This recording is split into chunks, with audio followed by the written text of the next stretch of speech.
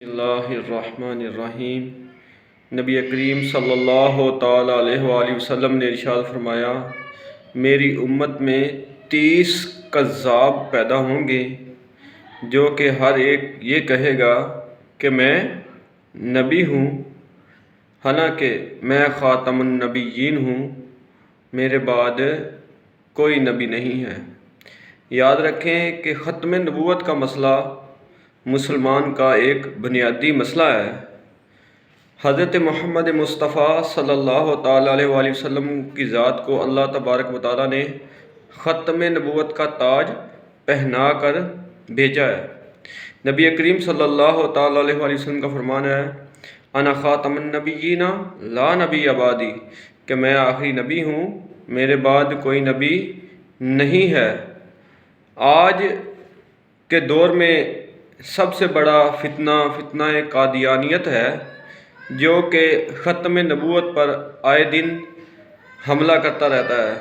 یاد رکھیں، جو بنیادی طور پر عقیدہ ہے ختم نبوت کا، وہ یہی ہے کہ حضرت محمد مصطفیٰ صلی اللہ تعالیٰ علیہ وآلہ وسلم آخری نبی ہیں، ان کے بعد قیامت تک کوئی نبی نہیں آئے گا۔ نبی کریم صلی اللہ تعالیٰ علیہ وآلہ وسلم کی ذات وہ ذات ہے جس کو اللہ تبارک و تعالیٰ نے ختم نبوت کا تاج پہنا کر بھیجا ہے۔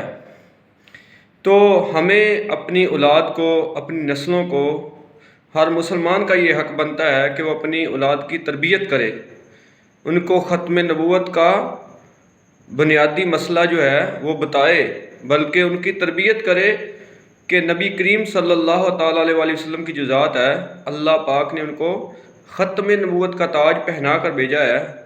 جو بھی نبوت کا دعویٰ کرتا ہے وہ کذاب ہے، وہ دجال ہے، وہ جھوٹا ہے۔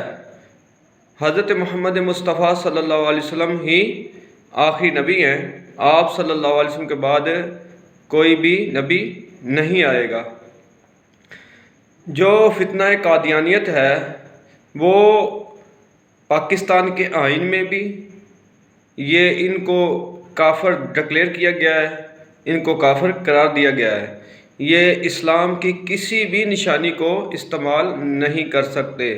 اگر کسی بھی نشانی کو استعمال کرتے ہوئے کہیں بھی پائے جائیں تو ان کے لیے اس مسلمان کا حق بنتا ہے جو وہاں ان کو ان معاملات میں ملوث دیکھیں، ان پر قانونی کارروائی کی جائے، کیونکہ آئین میں یہ لکھا ہوا ہے کہ قادیانی جو ہے وہ کافر ہیں، اور پاکستان میں نہ وہ کوئی عبادت خانہ بنا سکتے ہیں، نہ وہ تبلیغ کر سکتے ہیں، کسی قسم کی بھی اسلامی اشعار کو وہ استعمال نہیں کر سکتے۔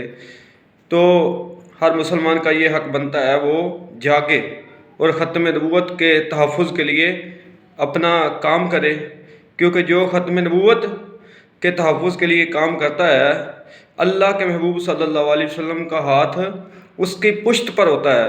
تو اللہ تعالیٰ ہمیں